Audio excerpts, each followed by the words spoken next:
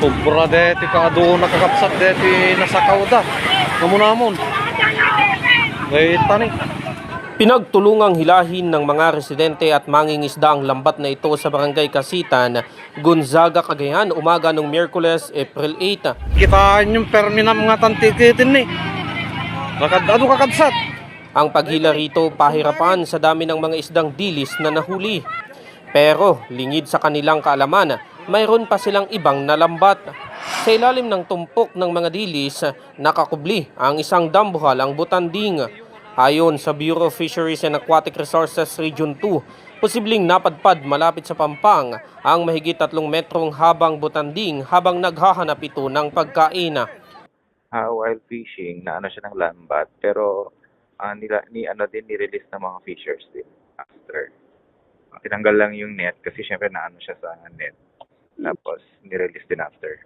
Gayet guys, nagdakilan nga butanding. Wala naman umanong sugat ang butanding at pinagtulungan ito ng mga residenteng ibalik sa malalim na bahagi ng karagatan.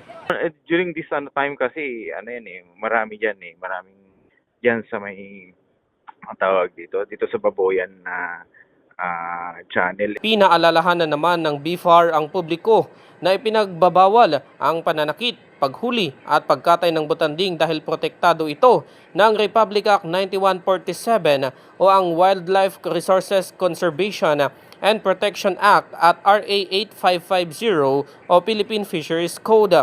Kung mayroong namataang na stranded na butanding sa mga pampang, agad itong itawag sa mga kinauukulan.